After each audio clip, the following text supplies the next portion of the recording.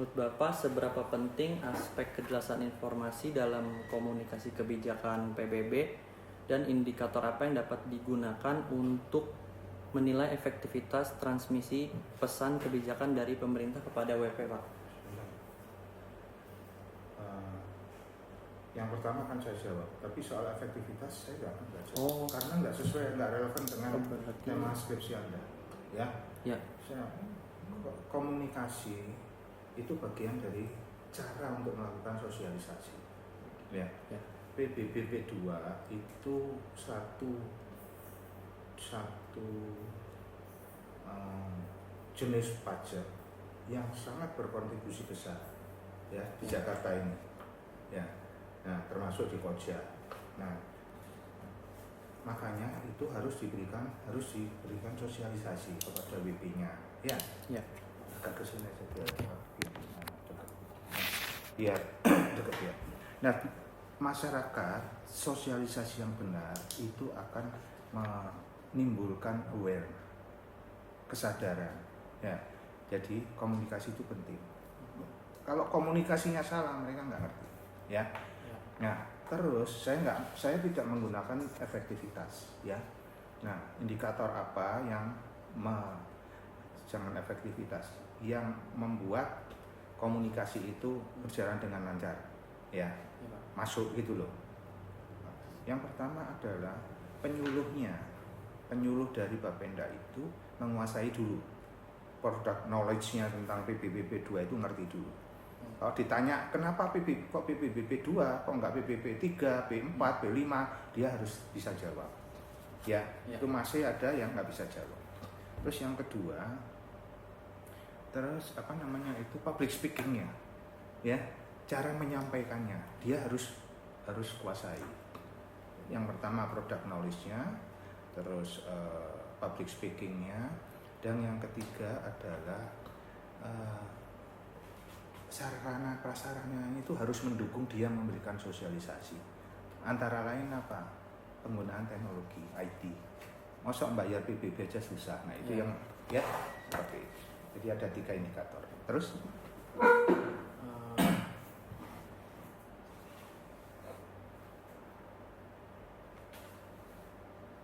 apakah pesan dan informasi mengenai PBB 2 yang disampaikan selama ini konsisten dari waktu ke waktu? Nah, kalau pertanyaan itu harus ditanyakan ke WP dan Bapenda. Kalau dari akademisi itu, kalau akademisinya orang Koja bisa jawab. Ya, nah, saya kan bukan orang Koja, tetapi secara teoristis, ya,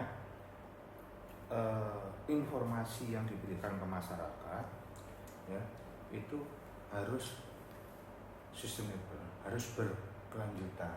Jadi jangan ada event baru apa itu enggak, ini harus terus dilakukan sosialisasi, ya.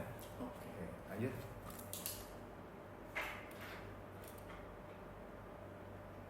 Faktor sumber daya apa yang paling kritis dalam implementasi kebijakan PBB, dan bagaimana kecukupan SDM berpengaruh terhadap penerimaan?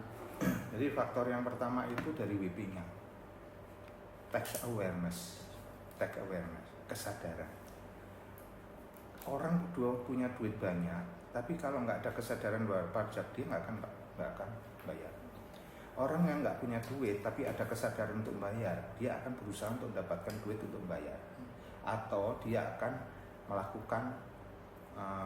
melakukan sesuatu yang intinya akan bayar PBB-nya. Mungkin ke Bapenda atau ke UPTD Koja, saya lagi nggak punya duit, boleh nggak saya angsur? Nah, itu kan sudah ada etikat baik, berarti aware ya ya. Nah, bagaimana tax awareness dari wajib pajak PBB ini bisa muncul? Nah, itu tadi sosialisasinya dikejarkan, ya. Terus pemberian kemudahan, fasilitas sarana prasarananya harus diperbaiki dan diinfokan. Cara bayar PBB dipermudah, dimanapun bisa, gitu loh. Tidak harus ke Bank DKI, ya, ke Alfa, ke ini, terus di M-Banking juga bisa, kantor pos ya. Ayo. Bagaimana ketersediaan fasilitas dan teknologi berpengaruh terhadap PBB serta inovasi sarana apa yang dapat meningkatkan penerimaan? Oke, ya saya bilang tadi, jawaban saya tadi terkait dengan penggunaan teknologi. Salah satu penggunaan teknologi itu adalah cara membayar. Cara membayar yang mudah. Nah, orang itu akan segen, akan malas kalau membayarnya rumit. Ya, bayarnya rumit. Mau bayar PBB aja harus datang ke kantor kecamatan, ke kantor kelurahan. Nah, itu nggak efektif, gitu. Nah, dari sisi waktu juga nggak baik. Dari sisi biaya kan pasti dia akan mengeluarkan biaya. Nah, penggunaan teknologi itu ada dua. Yang pertama internal, itu harus benar datanya. Ya, dia menggunakan, tahulah aplikasi, nggak tahu apalah namanya di PBB itu apa. Ini PBB ya, ISPT apa atau gitu. Jadi itu mempermudah jadi masyarakat untuk menerima SPPT. Apakah ini apa namanya SPPT-nya itu tidak perlu, kan biasanya datang ke kelurahan, ke RT, ke RW datang. Nah ini nggak usah, di rumah aja, mau jam 12 malam buka aplikasi SPT online tahu. Nah bayangkan orang nggak sampai 5 menit bisa bayar PBB. Caranya SPPT buka, tahu ininya, NOP-nya kelihatan, langsung buka M-Banking, nggak sampai 5 menit. Nah itu penggunaan teknologi. Kalau ditanya indikator terpenting apa, tetap sumber daya manusia. Ya, sumber daya manusia. Jadi orang kalau nggak pinter nggak akan bisa bikin aplikasi. Orang kalau nggak pinter nggak bisa memberikan sosialisasi ke wajib pajak. Ya, oke. Ayo.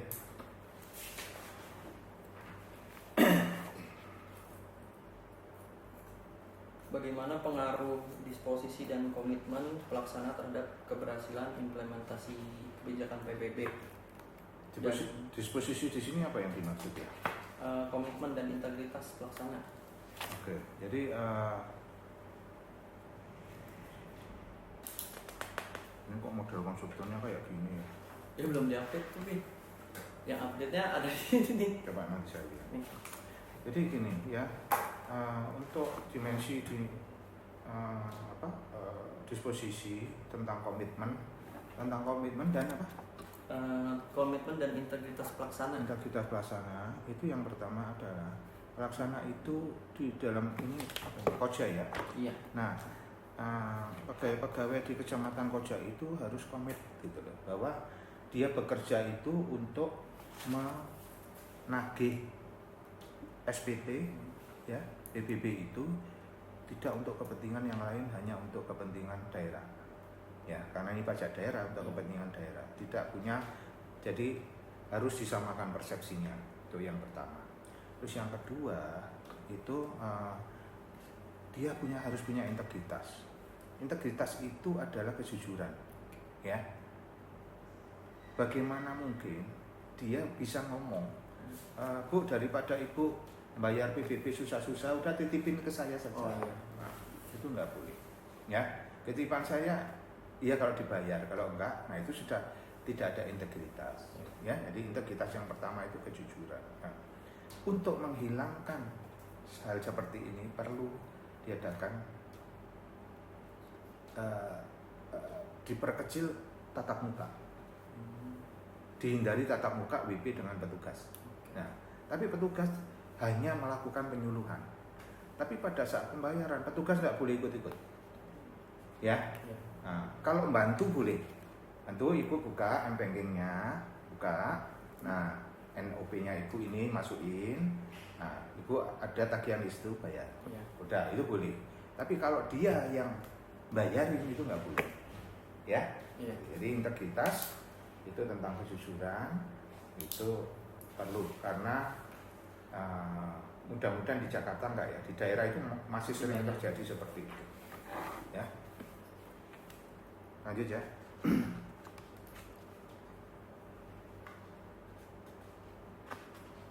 Bagaimana sikap pelaksana kebijakan terhadap WP mempengaruhi tingkat kepatuhan dan kepuasan masyarakat dalam membayar PBB. Apa itu? Sifat.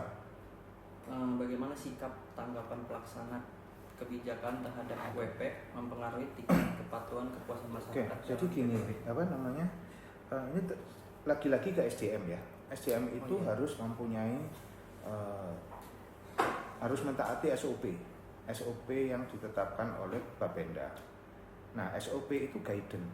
Bagaimana cara melayani masyarakat? Bagaimana cara mempengaruhi masyarakat agar dia timbul kesadaran wajib pajaknya? Bagaimana cara dia melakukan penagihan? Bagaimana dia cara melakukan penyuluhan? Nah, hal-hal ini semua itu harus dimengerti oleh petugas. Ya, petugas itu dalam menyampaikan tugasnya, pelaksanaan tugasnya itu melulu harus sesuai dengan SOP. Ya, tidak boleh yang lain. Karena apa? Kalau terutama dalam sosialisasi. Sosialisasi itu kan tujuannya mempengaruhi audien untuk mengikuti ajaan dia. Ajaan penyuluh adalah lu bayar PBB. Nah, tapi dengan cara-cara yang sudah diatur dalam SOP. Tidak boleh bentak-bentak dengan cara yang halus. Kalau perlu disediain fasilitas coffee break atau hidangan. Nah, kasih penyuluhan yang baik itu supaya tersentuh hatinya. Oh iya ya bener ya. Nah, kayak gitu ya.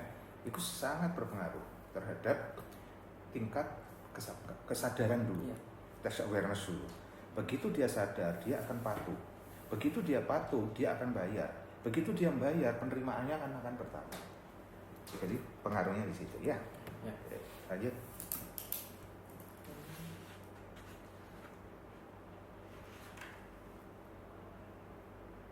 Bagaimana kejelasan SOP mempengaruhi implementasi kebijakan PBB P2 di tingkat kecamatan dan apa resiko yang muncul jika SOP tidak diterapkan secara konsisten? Oke, saya tolong dihindari kata-kata mempengaruhi. Iya. Karena mempengaruhi itu apa? Itu punya kuantitatif. Pengaruh terhadapnya itu punya kuantitatif. Iya, siap. Ya, Raja ya. Nanti pakai kata lain lah. Tetap aja pertanyaan seperti itu, cuman pengaruhnya itu ganti apa gitu loh ya. Intinya begini. SOP itu dibuat agar pelaksanaannya lancar. Yang satu. Yang kedua, pelaksanaannya berhasil. Yang ketiga, dia mendukung pendapatan daerah. Ya. Oke, dalam hal ini Koja ya pendapatan di Kecamatan Koja. Tuh. Jadi SOP itu dalam membuat harus menerima banyak masukan dari akademisi, dari tokoh masyarakat, dari elemen-elemen yang lain, ya, agar apa? Nanti benar dan efektif dan efisien. Efektif itu dalam waktu sesingkat-singkatnya tugasnya bisa selesai. Efisien tanpa banyak mengeluarkan biaya. Ya. Oke.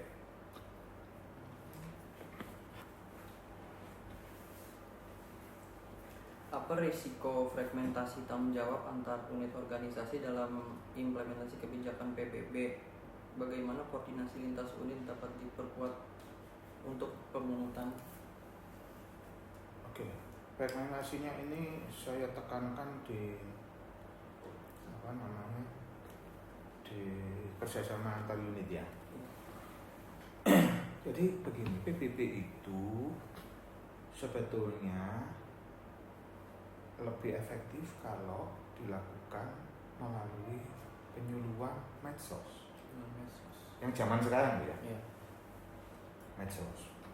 Terutama untuk sekarang kan banyak nih keluarga-keluarga muda nih. Dan untuk dia zaman sekarang orang nggak mau menikah kalau nggak punya rumah dulu. Kebanyakan gitu.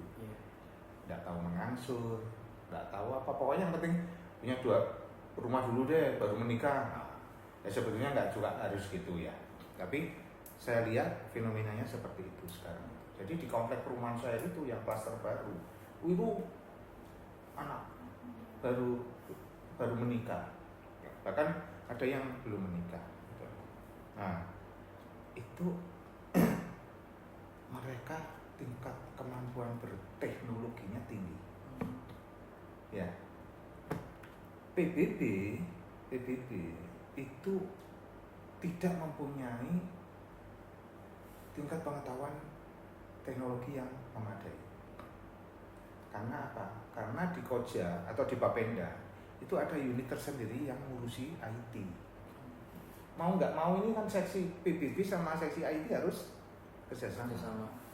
Ya. Terus yang lain coba saya kasih analoginya begini.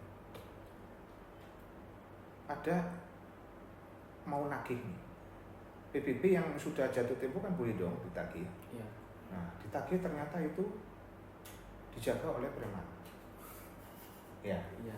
Nah, berarti orang PBB ini kan orang sipil biasa toh, pegawai PNS biasa toh. Nah, cuman PNS itu kan punya polisi, namanya Satpol PP itu. Ya, polisi Pamong Praja. Nah, itu supaya ngawal. Supaya ngawal. Ini internal dulu. Berarti apa? Ada fragmentasi di situ, ada kerjasama antar unit yang saling membutuhkan. Satpol PP kalau nggak disuruh ya kan nggak ada kerjaan. Ya, kinerjanya jadi jelek. Kalau dimintai tolong bagian PBB, ayo bantu saya nagih di sana karena di sana ada premannya, tolong kami diamanin. Nah, kayak gitu. Ya, jadi kegiatan antar unit itu oke, harus bagus. Ya, itu baru salah satu cuman 2 aja loh unitnya. Dengan unit yang lain kan nanti dicari sendiri. Ya. Lanjut.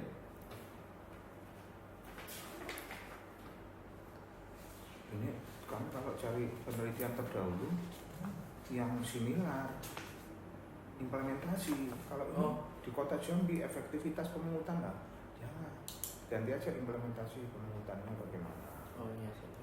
Karena Anda pakai teori implementasi. Iya betul. Berarti setiap jurnal itu yang menggunakan implementasi ya? Sebaiknya begitu. Ya. Caranya cari gampang sekarang. Ada IE. Iya. Ya. Anda bilangnya sama IE. Tolong dicarikan jurnal-jurnal atau artikel-artikel yang membahas tentang PBB 2 di Indonesia dengan teori implementasi tahun, tentukan aja Mama tahun, Anda kan 5 tahun terakhir ya, 2026 berarti 2021 kan, jangan 2021, 2023 sampai 2025 atau 2023 sampai 2026 kan malah lebih bagus. Jadi itu ya. Tanyaan selanjutnya, apa faktor-faktor dari harusnya hari ini ada 2 deh. Yang saya jam 10 kok sopo yang satunya ini Jaya udah sebentar ya.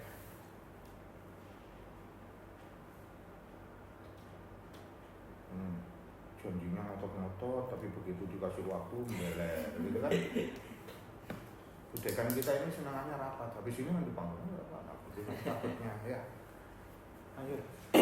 Apa faktor-faktor dari sisi wajib pajak yang paling signifikan menghambat kepatuhan pembayaran PBB, dan bagaimana pendekatan teori perilaku dapat membantu menjelaskan resistensi wajib pajak? Yang menghambat ya? Iya. Yang pertama adalah kemampuan untuk membayar, ya, ability to pay. Bagaimana saya mau membayar kalau saya nggak punya duit? Ya. Yang nomor 1 berarti kondisi ekonomi. Nomor 2 adalah tax awareness, kesadaran untuk melakukan kewajiban perpajakan bayar PBB rendah. Meskipun ada duit yang bilang tadi, kalau nggak punya kesadaran nggak akan membayar. Ya. Terus yang ketiga adalah kemampuan untuk membaca teknologi, menggunakan teknologi. Itu pengaruhnya besar. Karena gini, contoh, saya ada duit, tapi saya ini kerjanya pulangnya malam-malam. Gitu. Nah, saya kepingin saya on time PBB-nya. Malam-malam saya mau tidur jam 12 malam, bisa nggak buka ISPT? Nah, ya bisa nggak buka M-Banking?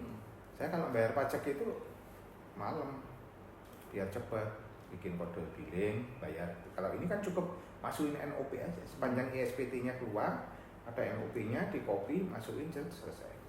Jadi teknologi, ya. Jadi yang pertama kemampuan untuk bayar. Terus yang kedua adalah tax awareness. Yang ketiga adalah penggunaan kemampuan pengelolaan. Okay. Hambatan, karena hambatan yang masih rendah. Ya. Rekomendasi kebijakan apa yang paling efektif untuk mengoptimalkan penerimaan PBBP 2 di kecamatan? Efektifnya nanti diganti ya. Rekomendasinya ada, karena tadi hambatannya 3, rekomendasi saya 3.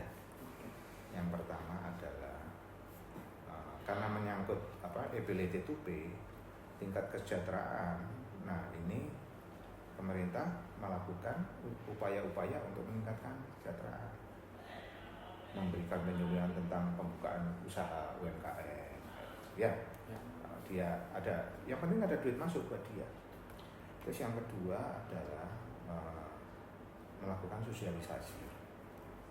Ya, sosialisasi pentingnya PBB itu untuk pembangunan di Koja atau Jakarta pada umumnya.